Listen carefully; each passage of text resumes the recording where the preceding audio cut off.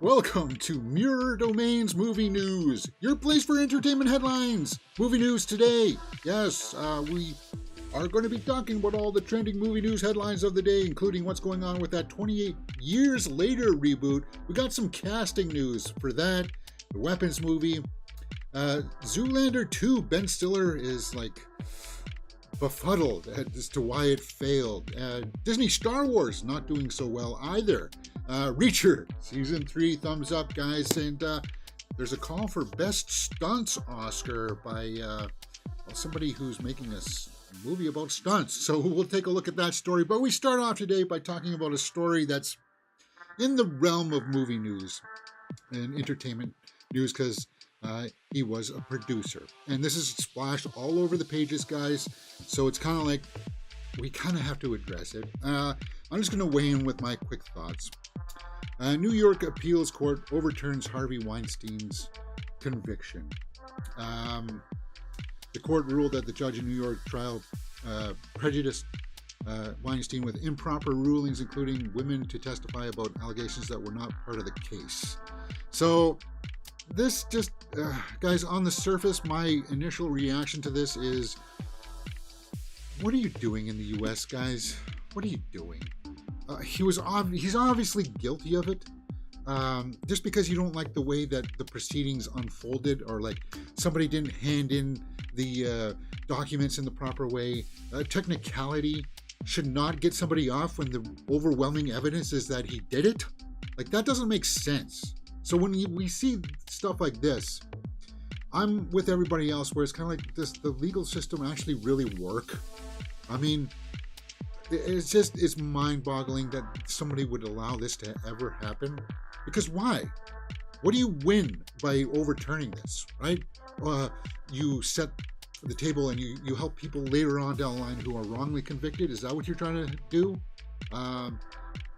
It just looks bad from a PR perspective, and it's going to be talked about by legal scholars, but I want to weigh in because Weinstein was responsible for crushing a lot of female actresses that I really admire. The Ashley Judds. It's just... and he done like casting couch kind of stuff, guys. He's an evil man. I don't even like to look at him. We're going to get him off the page right there. I don't like to use him in my thumbnail. I made my thumbnail and I deleted all of the files right away. Like, I thought about not using it. I thought there was a way that I could use some kind of other like justice weigh scale system for it, for this thumbnail, but everybody's using it, so it's going to be kind of like, okay. So, what did the justice say here? Quote, under our system of justice, the accused has the right to be held to account only for the crime charged, and thus allegations of prior bad acts may not be admitted against them for the sole purpose of establishing their propensity for criminality. So even though that he'd done this all before, you can't use all those other ones. It's just like, what do you, like,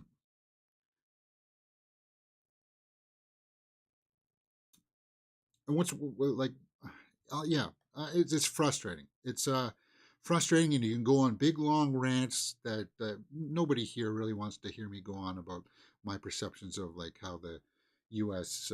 Justice system works, because I don't live in the U.S., so it's kind of like.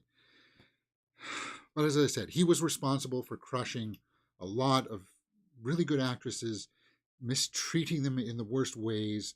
I'm going to even close out that tab here on my browser, because I'm just shocked that what reasoning in anybody's head could you justify this. So they're going to have a new trial for him, and if they have the same outcome, which they probably won't, he's 72 years old. He's already served some time. He's obviously not going to be working in the business anymore, but there was just some retribution. There was some justice given there by him getting sent to the slammer, where I feel like he deserves to be. So, yeah, it's not a nice way to start off the show, getting everybody's feathers ruffled, but Arglass Viking says, careless arrogance on behalf of the prosecution. And Weinstein's victims deserve better. Exactly. Well said. I'm just like, what are you doing? That's all I'm asking. Like, okay, you want to rule like this, but you realize what you're doing, what kind of precedent you're setting. I don't get this. If you're convicted once, but you appeal and then what, you're innocent all of a sudden? You were convicted. I understand how appeals are supposed to work, but like that's how it's supposed to ideally work. But the appeal, like, but you're innocent and you're free until the appeal goes through, and it's just uh, it, he was somebody that we had swept underneath the rug and said goodbye to forever. And I thought it was going to be forever, but it's not. Apparently, we got to go through this all over again. So that kind of sucks. It sucks. All right, let's just get rid of that. I just had to get that out of the way.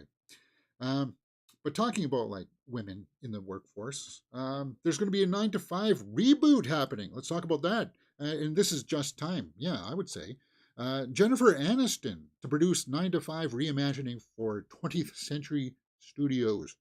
Dolly Parton. You know who played the bad guy in that movie? It was Dabney Coleman. Good character actor. Uh, yeah. So I dug that. So because we were just talking about people, men in higher positions, like if you don't know the premise of 9 to 5, they're like secretaries, and Dabney Coleman is kind of like the boss, and he mistreats them. He, uh, well, I guess really mistreats them, kind of like the way that Weinstein did. Okay, so not to that extent as Weinstein, but like that's sort of like what it was about, right? And championing um, equality in the workplace, kind of thing. I dug the movie. So yeah, and it's still happening today, guys. We can't turn a blind eye that people in power abuse their power. It's always going to happen. It's nothing. It's something that's never going to be curbed from our society because new people get into positions of power and new people don't have the experience of being in power, so they get tempted by corruption, and it's always going to happen. We can put all these punitive laws in place to try to reprimand people, but it says you put temptation in front of people sometimes, and they're just not going to be able to handle it. So anyway, I'm sorry, I'm ranting here. Jennifer Aniston is ready to pour herself a cup of ambition. So 9 to 5, the film is currently in development with Diablo Cody, who did oh God Jesus, Lisa Frankenstein. I working on the latest draft to the 9 to 5 reimagining plot details are kept under wraps. Well, you know what the plot is. 3 women work in an office building or work underneath somebody who's like a bigot and a misogynist. So it's kind of like that's what it's about. I don't see, and then of course he gets his comeuppance in the end. Now, I don't see what's so secretive about that, but I'm not happy about the guy who did Lisa Frankenstein, or sorry, the person who did Lisa Frankenstein is going to be writing this because Lisa Frankenstein, up till last week, was my worst movie of the year. Luckily, Zack Snyder came along with Rebel Moon Part 2 and, well, saved Lisa Frankenstein from my ire. So, uh, but people love Lisa Frankenstein. No, they didn't. Who people involved with it, people who are friends of like the producers and director, maybe are fans of it. No, the critics were pretty harsh on it, man. 51%.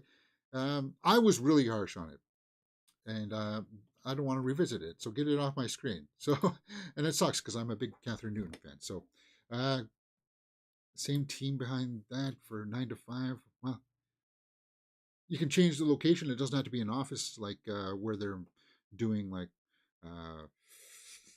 what was it? Was it stocks? Was he a trader in the first one? I can't remember exactly, but yeah, uh, yeah, and you can have some updated cast. Or put Kirsten Dunst in it. Yeah, right there. That's just an article.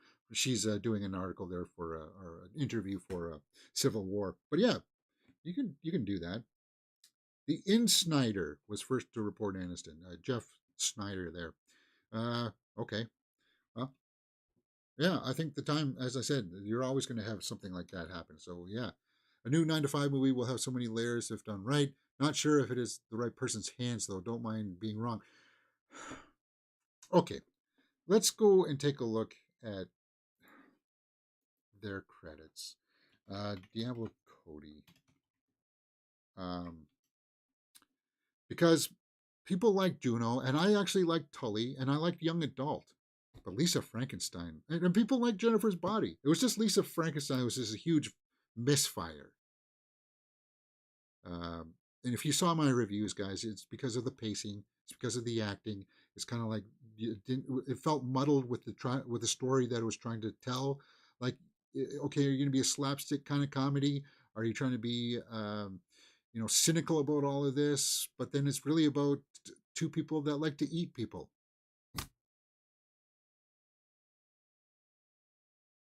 And they try to take it seriously towards the end. So it's kind of like, uh,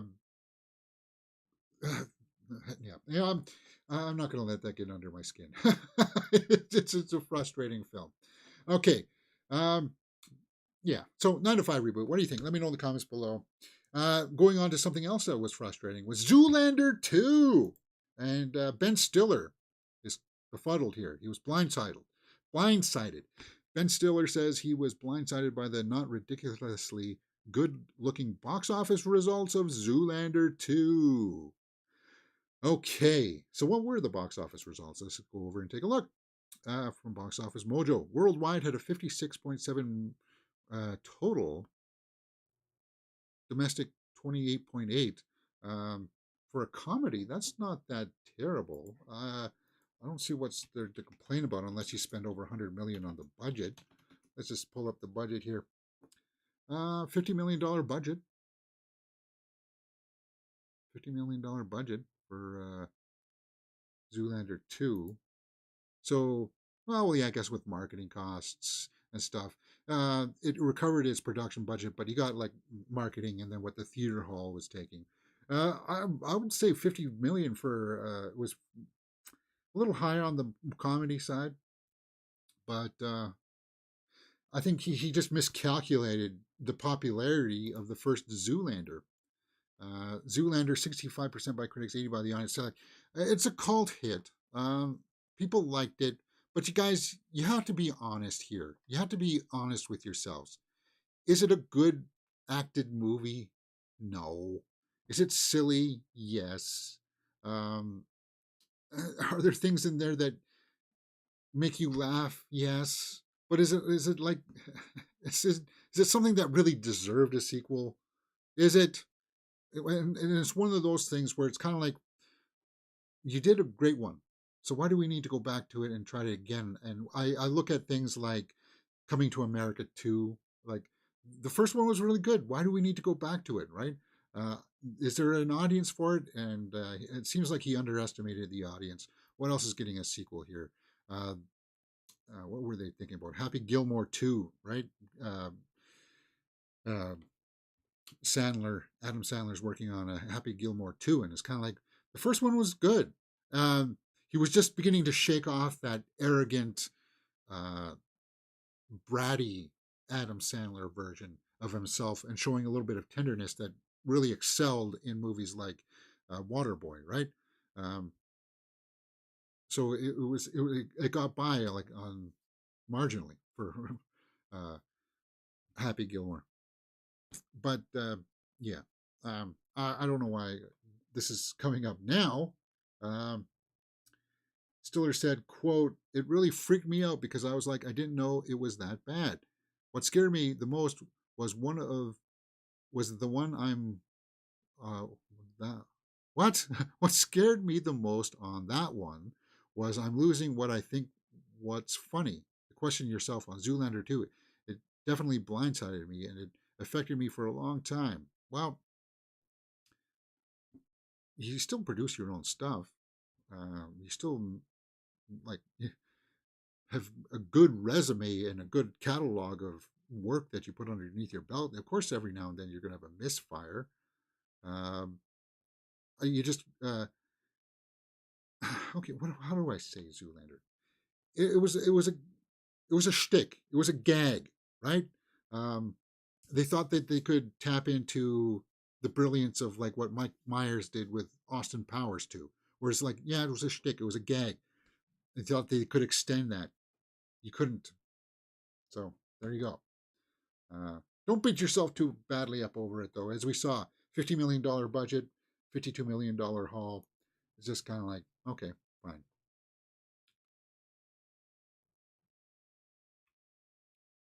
Oh, talking about sequels. It's a sequel type of day. 28 years later, add some new cast. Jodie Comer, Aaron Taylor Johnson, and Ray Fiennes. Cool.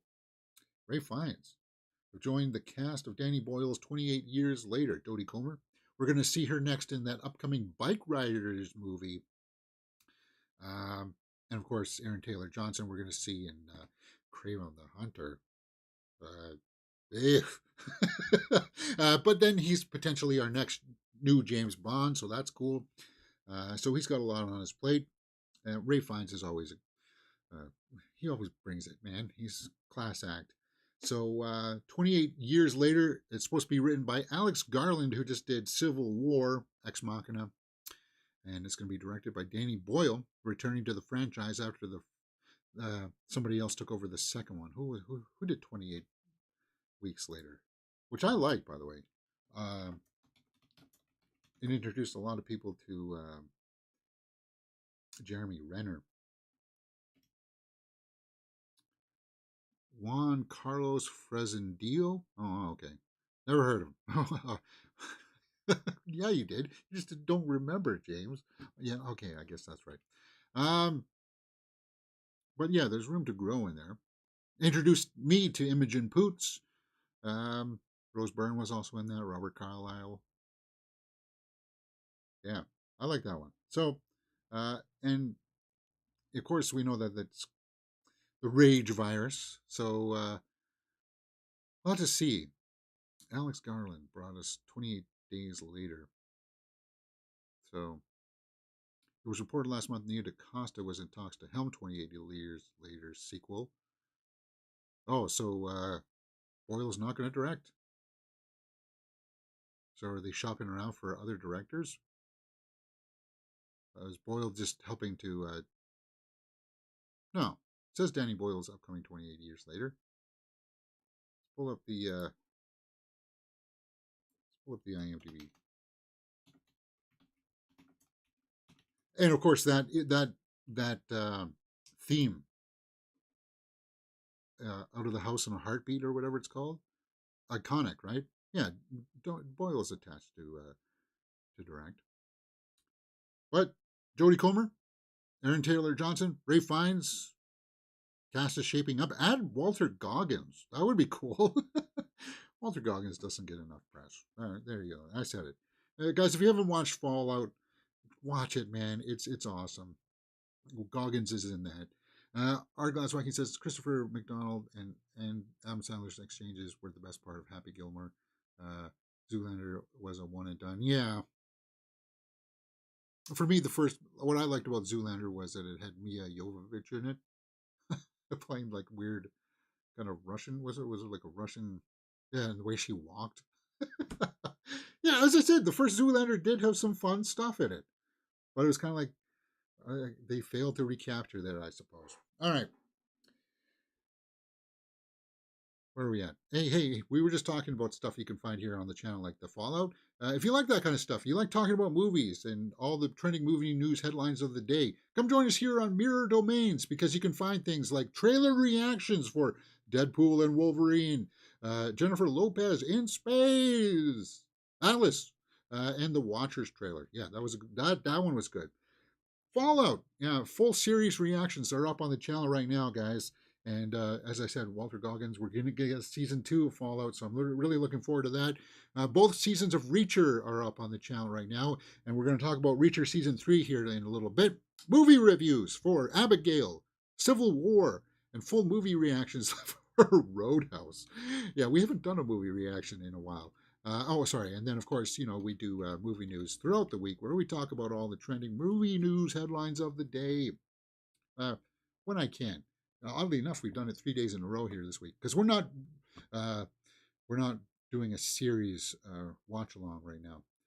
Maybe I should be on the hunt for a movie watch along. Maybe we could try to squeeze one in here before the end of the month. so we can add up. Right now, I'm going to be sitting at 7 movies for April.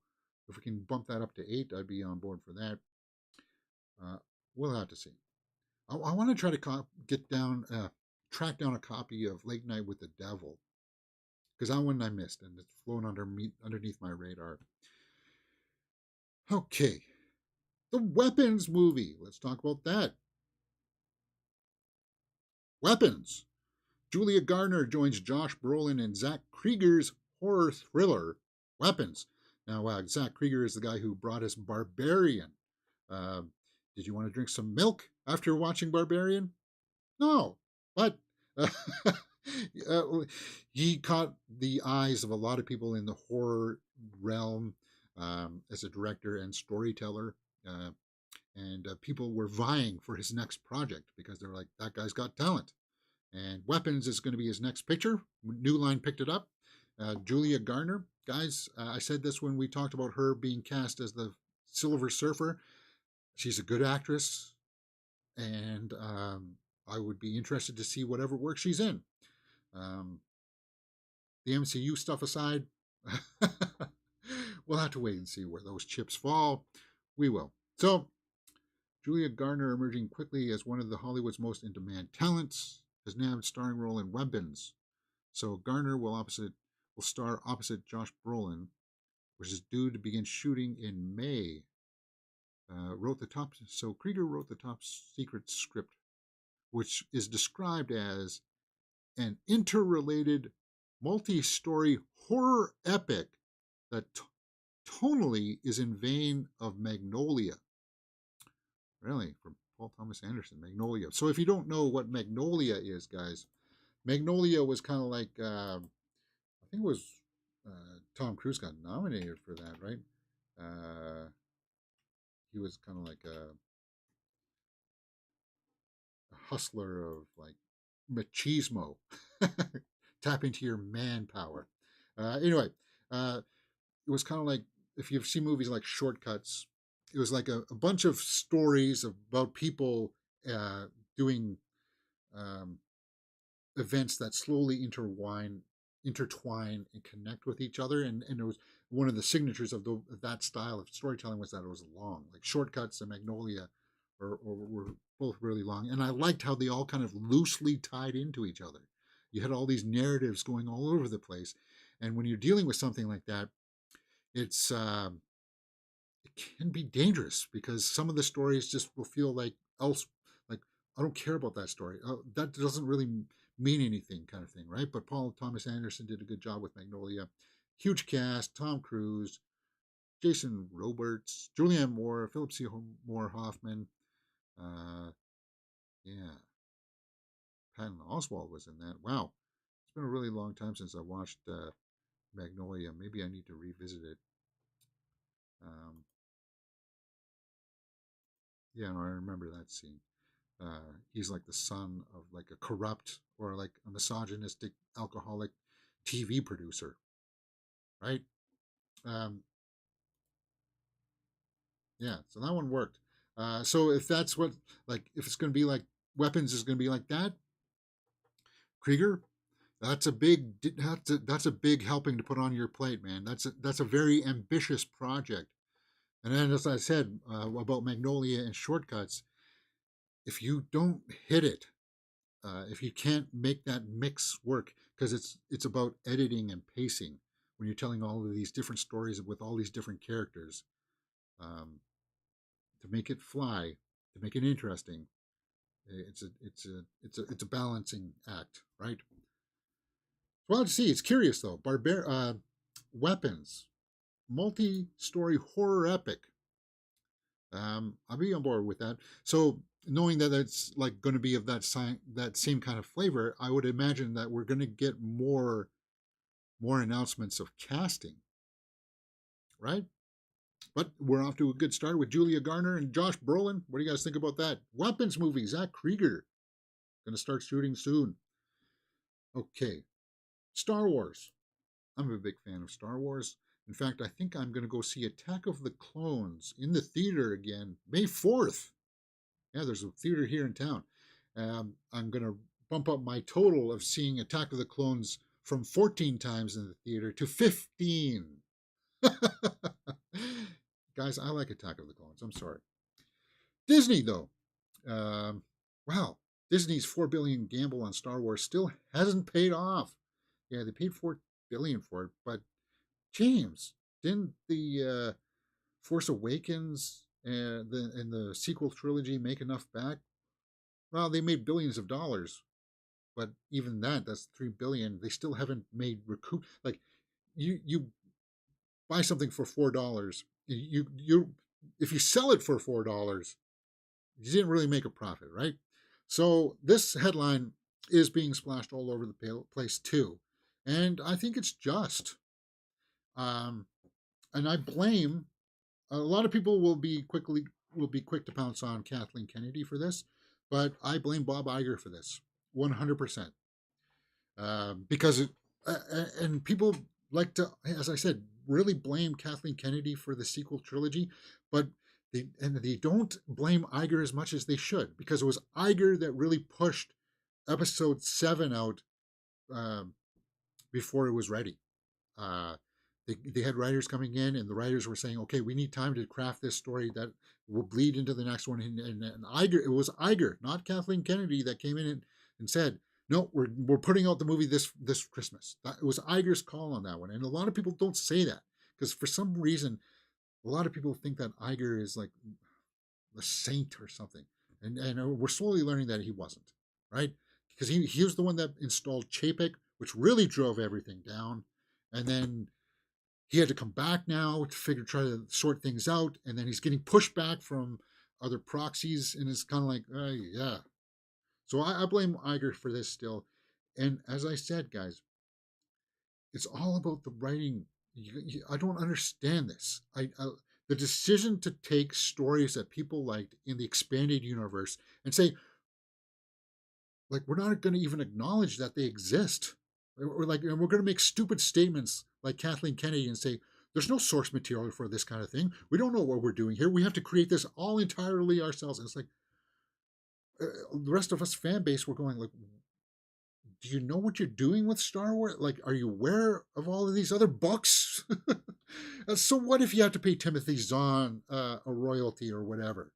So what? Adapt it. Change, take old Joru Sabath or whatever, and the Luke clone. Take out the ridiculous stuff, but keep some of the essence. With which they were trying to do. I think it was William Arndt that did the first script for Force Awakens, which did have Luke come in at the end, and they even made like art of Luke coming in to fight Kylo Ren at the end, which would have made a whole lot more sense. But JJ just took it and just rearranged things and just ruined it. So, uh, yeah, it still hasn't paid off.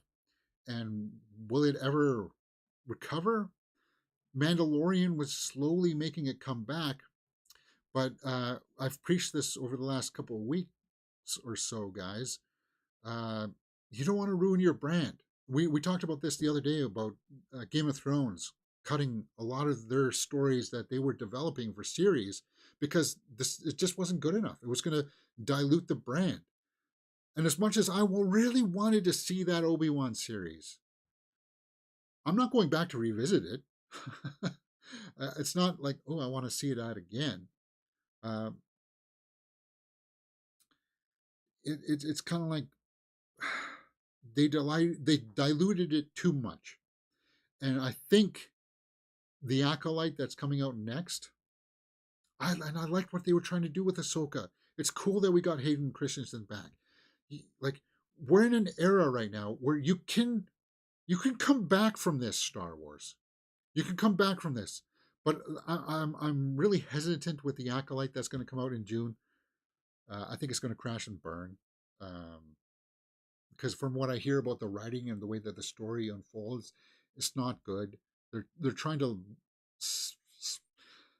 retcon some of the canon, and that's not good. That's not good. Again, you're diluting the brand. So what I would do right now, if I were Iger, I would test screen Acolyte, and if you're going to get the same kind of reactions, uh, I would pull it. I would say, no, we're not putting out the Acolyte anymore. Sorry, we just lost a whole bunch of money for the Acolyte. Uh, but we can't put this out because I don't want to dilute the brand.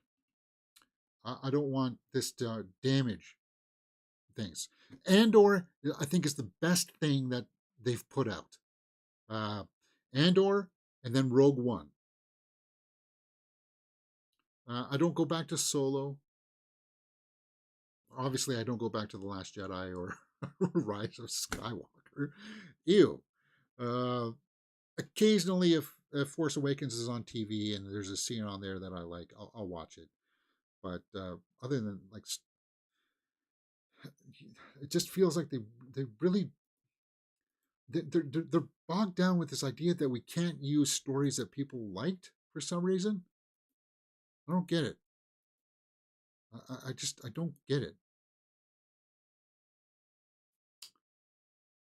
And if you don't know, there's the trailer for Acolyte. You can get an app that'll show you how many thumbs down it has. The ratio is not good. It's like 191K to like 650K thumbs down. People don't like what they're seeing, right? Someone is killing Jedi. It's Disney. There, look in the comments. Close your eyes. What do you see? Disney didn't watch the South Park episode. For those who cannot see dislikes, the trailer has 680K. Okay, that was 6 days ago. Um, there is no good or evil. There is only power, Lord Voldemort. So yeah, it's because they don't understand the property. And you know, if you heard me rail about the lightsabers, that's a collateral part of it. They don't understand it. They don't. It's a lightsaber. It's got to emit light. It's like they didn't before. Why are you so hung up on it now? Anyway, uh, yeah, and I wanted to turn around. And okay, I said they can turn it around, and they can. They totally can. But it's going to take humility. It's going to take the brass at Lucasfilm and Disney to say we messed up.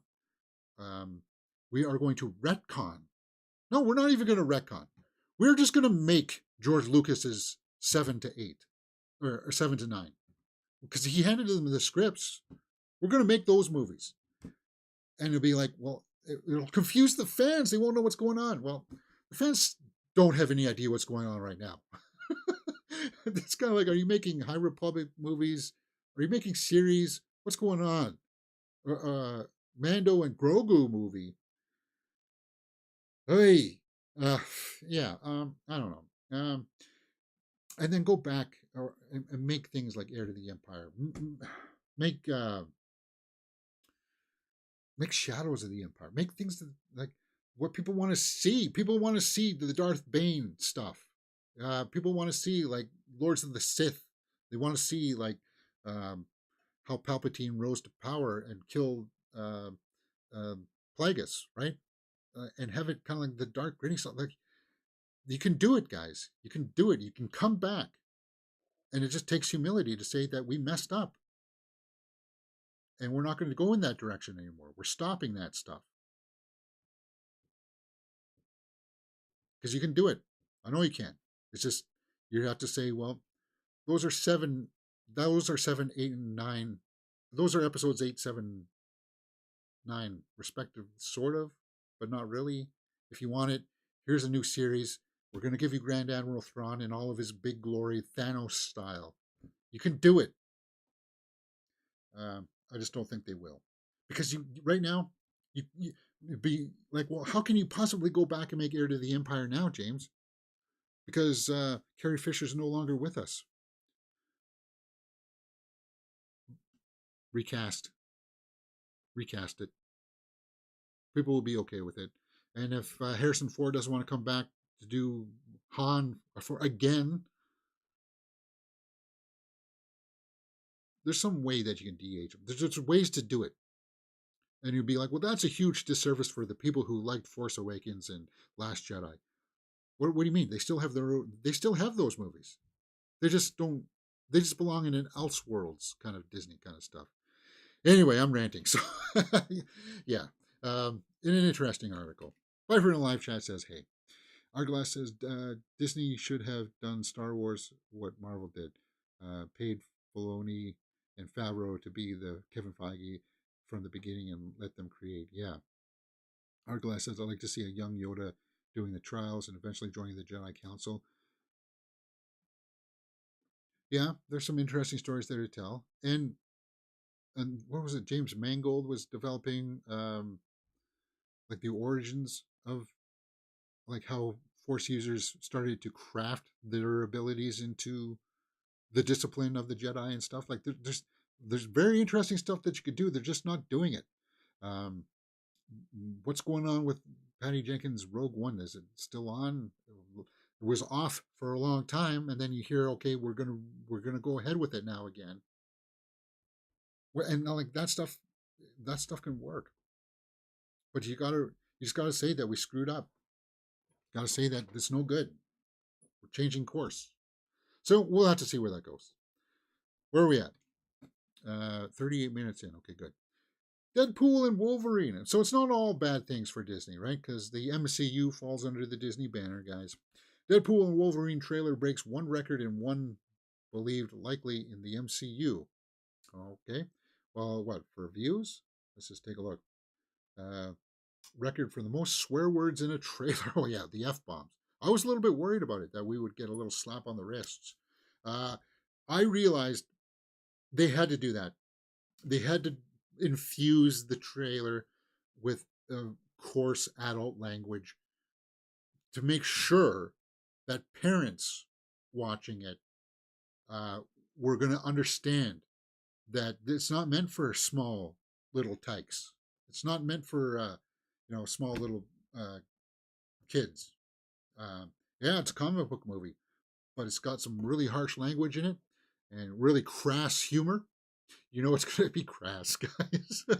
You know there's going to be the ambiguously, uh, well, overtones that are going to be in there. You know that because that's Deadpool. You can't handcuff. You can't take Deadpool's mouth away from him. Ugh, I'm looking at you, Wolverine Origins movie. Yeah. But anyway, see, now this is a good example of how they've changed course. How Deadpool and the MCU changed course from what the Wolverine Origins movie was trying to do, of trying to recreate everything for some god awful reason. They said, no, that's no good. It sucked. We're going to let Ryan Reynolds, who seems to know the character, do his thing. And he delivered. And he pleased us fans. I know that some people are a little bit meh about Deadpool 2. There's some funny stuff in there with Juggernaut. Uh, but everybody's going to be on board with this. This will be $1 billion movie, I think. Because it just put a big smile on my face. And the same with everybody else, right? Hugh Jackman returns. Wolverine Red Band trailer. Yeah. But you get my point, though, right? They have to make sure that, like, you're not going to be taking your 7 and 8 year old kids to watch Deadpool and Wolverine.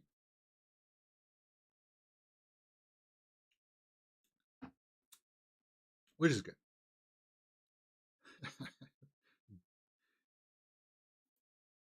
I'm just, yeah, I'm just going to watch this movie and kind of like in a state of awe, and all the cameos that are going to happen in it. They're going to have fun with it. It's just basically Ryan Reynolds and Hugh Jackman at the top of their game. Um, you know, of course, yeah, Hugh Jackman. I can't wait for it. Bifer says, I saw The Exorcist when I was 8 years old. Hey, I saw Crow when I was like 6 or something like that.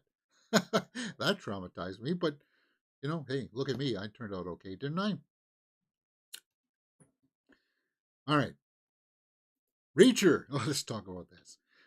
Alan Richson returns as Jack Reacher in season 3 set photos. So, yeah, we're going to get a season 3. I'm looking forward to it. Who's going to be back? I think only Neely should come back. But let's see. Did they tell us which book it's going to be on? Adding continuity to the storyline based on the novel Persuader. So this will be on the Persuader novel, if you've read that for this season. Because if you didn't know how the Reacher series works, it's kind of like each season is based off of a book, right?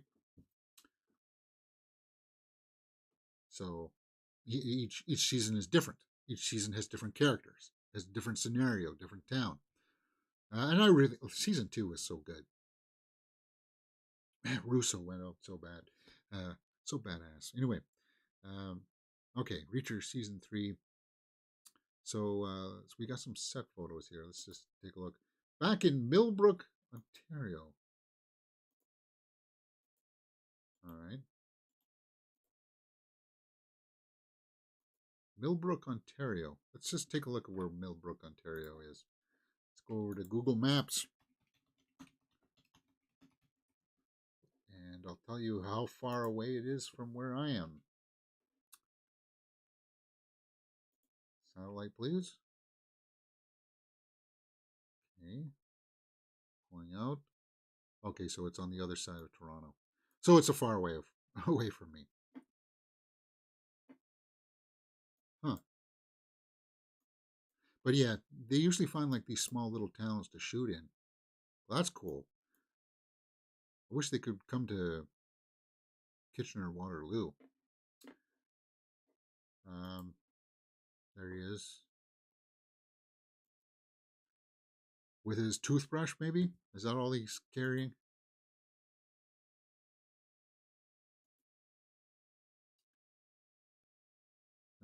Who is that? I don't see. Is that the director? I don't see any other.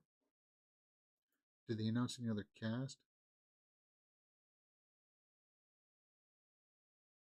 I wish he would take care of himself. Dear me, says Ian. Yeah, he's ripped. Whatever. uh, okay, so the plot, novel of the plot says a cop is dead and Reacher pulled the trigger when Jack Reacher witnesses a brutal kidnap attempt.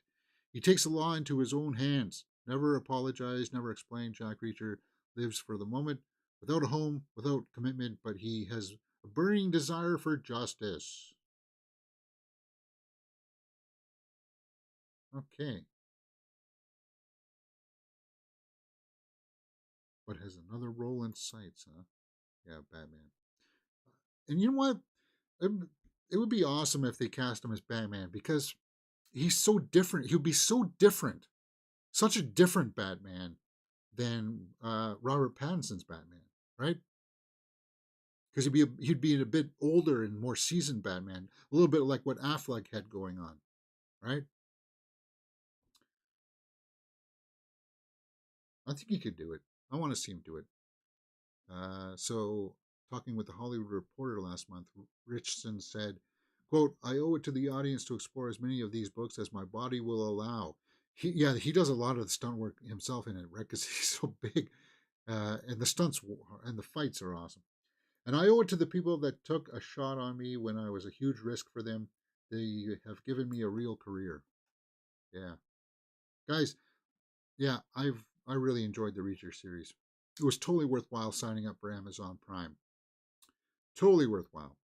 Arglass says Persuader is the seventh book in the Jack Reacher series that places it between season 1 and season 2. Okay. Season 2 is the 11th book, right? Hmm.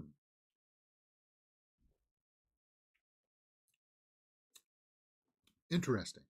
New set photos from Reacher season 3. What do you guys think? Let me know in the comments below.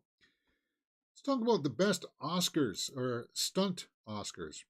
Um, this comes up because of Ryan Gosling. The Fall Guys Ryan Gosling declares stunts deserve an Oscar. I think a lot of us have been saying this. Oddly enough, there is a small minority out there that say that no, stunts don't deserve Oscars. Guys, if you watch some of the stuff that goes on behind the scenes to do some of the stunts, especially for films like John Wick, they put in their work, man. And they put their bodies on the line. Like what Alan Richardson was saying there about Reacher. They put their bodies on the line to do these things. So I always have the highest respects for stunt work.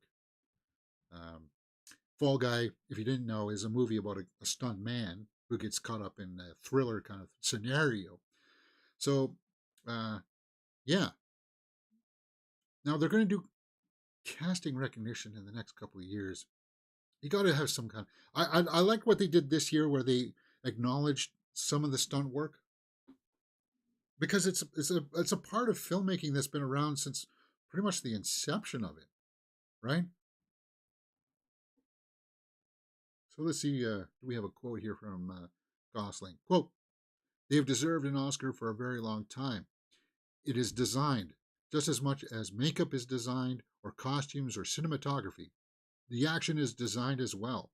Yeah, for sure. Fall Guy, Emily Blunt, Hannah Waddingham, cool, and Aaron Taylor Johnson. Aaron Taylor Johnson's in this movie with Lee Majors. I'm like, Fall Guy's next week, guys.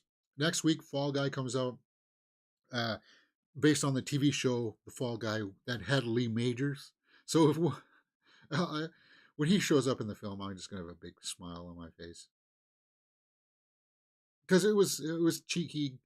Like the trailers have done a really good job of selling like the kind of cheeky tone of the action and stuff. It's meant to be a big fun kind of ride, right? And I like the cast. You guys know how I feel about Emily Blunt. She's awesome. So, do you agree with Ryan Gosling that stunts deserve their own Oscar? Pfeiffer says best stunt in 2023: Extraction 2, helicopter landing on a train scene. Yeah, that one was pretty good. Uh, it's hard not to say something from John Wick 4. I know a lot of people will say the stairwell scene, but actually it was the hotel scene in the beginning that really, that one where they go through the different levels, um, and the first time that he fights um, sorry, why am I drawing a name? The first time he fights Donnie Yen, right? Um, but yeah, there's a lot of great stunt work. Um, Ryan Gosling is the stunt double for Aaron Taylor Johnson, I think. Okay. So Aaron Taylor Johnson's like the movie star in the movie, and Gosling's doing the stunt work for him. Yeah, yeah. All right, let's go on to some hit or miss headlines. If it's a hit, we'll talk about it. If it's a miss, we'll move on. Angelina Jolie's scrapped Cleopatra movie was a political thriller full of assassinations and sex. Right. There's been a couple of attempts to get a Cleopatra movie made. And yeah, there was the talk for a long time that Angelina Jolie was going to be in the Cleopatra movie. And then there was a talk that, well, that had got shelved for a while. And then Patty Jenkins was going to make one with Gal Gadot. That was going to happen. Um, and then there was some backlash.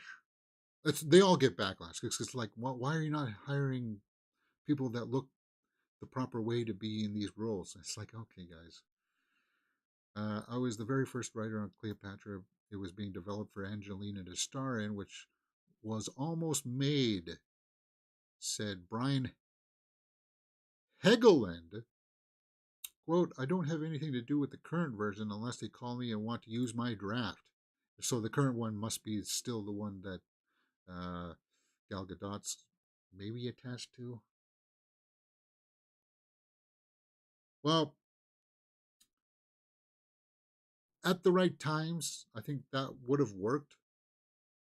But I think those kind of historic epics, uh, they just come under the ire of historians, and people are get their feathers ruffled when it's not proper indigenous casting to the era, right? It's kind of like, why is Joel Edgerton an Egyptian? It's like, Yeah. Um, yeah, I'm talking about what was that one that Ridley Scott did? Gods in Heavens or something? Uh, it had Christian Bale in it too. That one wasn't terrible, but it was kind of like, yeah, this is weird casting. And it just doesn't fit anymore. Like you want. I liked Troy, uh, Brad Pitt, Eric Bana. That fight is still epic in my books, but it's kind of like that's not what they would have looked like. And if you cast the way that they were supposed to look, most people wouldn't be like, "What is this?" Uh, and apparently, like Troy wasn't supposed to actually be like a wall. Apparently, it was like a big trench or something. Anyway, whatever. The stunts in Inception were insane. Arglass says any Jackie Chan movie deserves huge accolades. Yeah, anything with Jackie still puts it on the line. Next, The Little Mermaid gets an R-rated horror adaptation. Yes, we know, what is it? The Pooh universe, the Poohniverse, right? Winnie the Pooh, Blood and Honey, Bambi, Little Mermaid, or like. But I thought it was supposed to be, or no, it's Tinkerbell that's supposed to be the one that's hooked on the sugars, right? uh, and okay, fine, yeah. Here's the thing, though. There is a scary angle that you could take with mermaids. If you ever watched that fake mockumentary about mermaids on YouTube, like that, where they say they found actual footage of a mermaid. Uh, it's CGI stuff in the background, but it's kind of like there's a creepy angle that could be played there instead of kind of like the schlock of what like the Pooh universe is, kind of thing, right? Um, Whatever. It's the visual effects are going to be subpar. The acting is going to be subpar. Uh, it's probably just best to move on. Okay, this came out the other day too. Long Legs. Nicolas Cage, Michael Monroe horror film gets yet another teaser and poster. So Long Legs is a project that comes out July 12th. And yes, in vein of classic Hollywood psychological thriller, Michael Monroe, Agent Lee Harker, a gifted new recruit assigned to the unsolved case of an elusive serial killer, Nicolas Cage.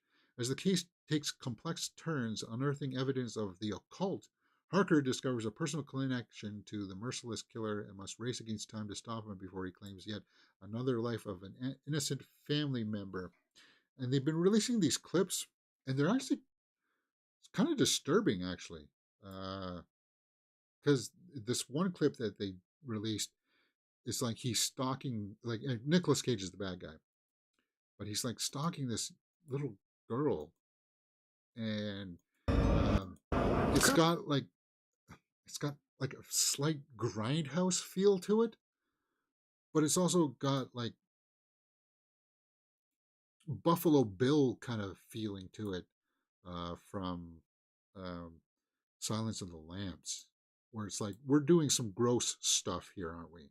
We're going to some gross human behavior, and I think it was in the tone of Nicolas Cage's voice that I don't like. If he turns out to be a vampire or whatever, I think that might actually take away and undermine what some of these trailers have been selling.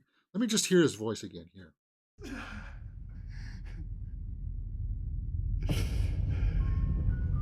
There she is.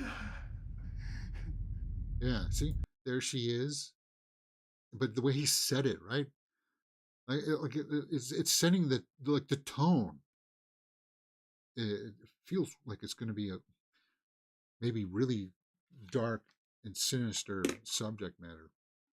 The teasers for this movie so far have been top notch, revealing nothing yet creepy at the same time. Yeah, Long Legs movie trailers deserve to be nominated.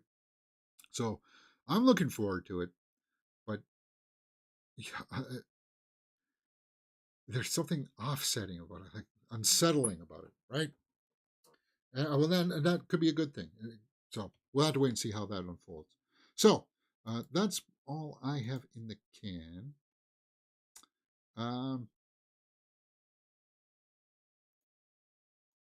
We got some comments here. Let's go over to some comments.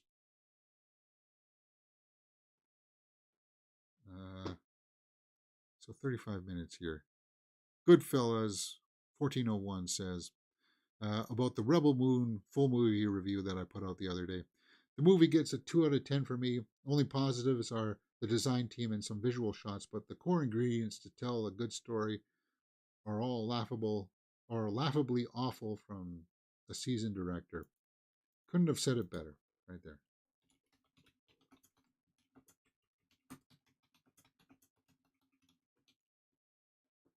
Yeah. Some of them are I've only had one serious Snyder fan come in and say and try to go to bat for Zack Snyder and put up some kind of defense. But then once I started to read their comment, it was kind of like it was starting to attack, kind of like me. And it's like, well, what are you doing then? You lose a little bit of credibility. So I kind of deleted that comment. Let's go over to the film updates. See if I missed anything. Guys, I am seeing Boy Kills World at 5 p.m. So 5 hours from now, I am seeing Boy Kills World. They did move. They do have a 4 o'clock Challengers. I could go see Challengers, but I'm more curious about Boy Kills World.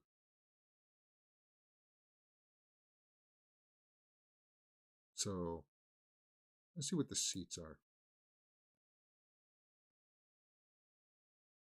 All right. So it's going to be a smaller theater. 5 p.m. today. Boy Kills World.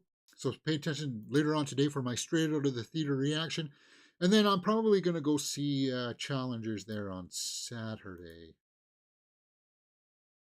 Probably at the 12:45 show. That seems about right for me. Yeah. What's this unsung hero? Do I know what this is? It's not ringing a bell.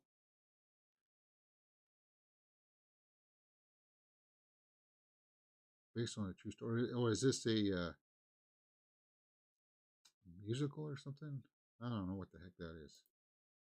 Was it even on the box office charts for last week? And then, yeah, whatever.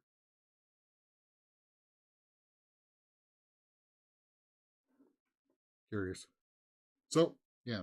So basically, The Little Mermaid will be a saltwater piranha. Maybe. Maybe. Max, we spoke to Zendaya and Josh O'Connor about Challengers, the lessons they learned from making the film, and much more. Oh, okay.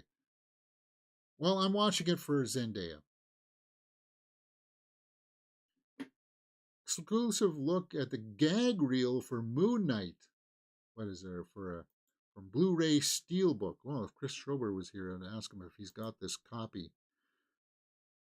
You know what? I didn't hate Moon Knight. Yeah, the last episode was a little bit meh, but it was totally worthwhile watching because of Oscar Isaac and his performance. Because he got to play, and Ethan Hawke. Ethan Hawke was also really good in it. I felt. I forgot about that. But yeah, I just like how Oscar Isaac was allowed to like flex his muscles a little bit by transforming into these other characters, kind of thing. The extended remaster versions of Lord of the Rings trilogy will be released in theaters for the first time. So the 4-hour cuts are going to be in theaters June 8th. I'm going to have to take my niece to that.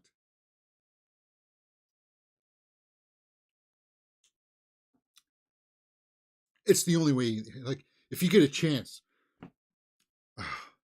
to see those on the big screen, for sure. Two Towers is probably still my favorite.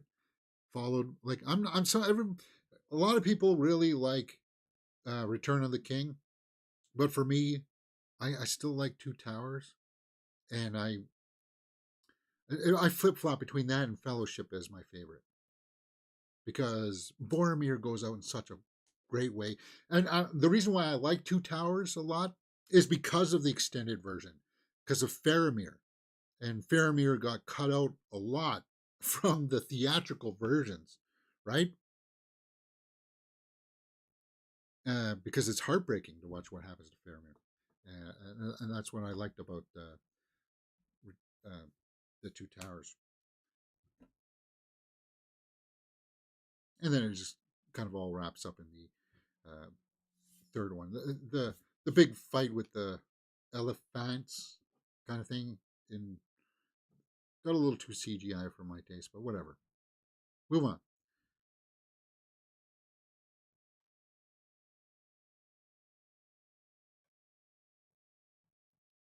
Haley Atwell joined the cast of Heartstopper. You know I like Haley Atwell. Zendaya. Bridgerton season 3.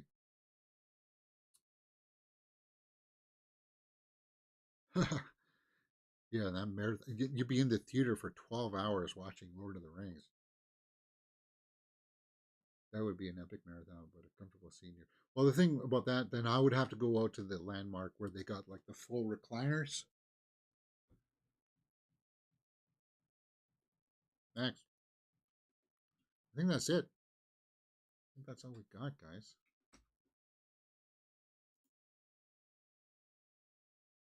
Happy birthday to Jonathan Bailey. Zendaya. All Challenger stuff. So yeah, I think Challengers is probably poised to be the biggest box office hit for this weekend.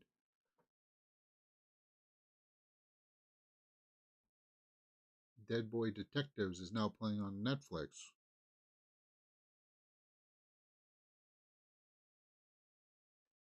Okay, Game of Thrones season 6 premiered 8 years ago today. Season 6, not season 8. Okay. Kiki Palmer will release her memoir. She's only made one film. What are you talking about? What? James, she's made more than Nope. Has she? That, like, she's not even. Okay, fine. If you want to release it, that's like me releasing my memoir of my YouTube journey. I only have. Actually, we're slowly climbing towards 4,000 subscribers. What else has she been in? Nope. Alice Hustlers. Oh yeah, she was in Hustlers. Um, music department. So she's got one credit there. 16 producing credits. Oh, I don't know. Whatever. Hey, you do you is what I say. All right. That's all I got in the can for today, guys. We just gone over an hour. So if I missed anything, we'll be back. Join me later on today for some more straight out of the theater reactions. And then later on this afternoon, I'll try to do a few more shorts. I'm having actually a lot of fun making those small little shorts. And it's a little bit frustrating because the shorts seem to explode on Facebook and TikTok, but here on YouTube, uh, they just kind of go up to about 500 and they just fall flat. Uh, it's weird. It's let's see if I can hold on. I'm pulling out my dashboard here.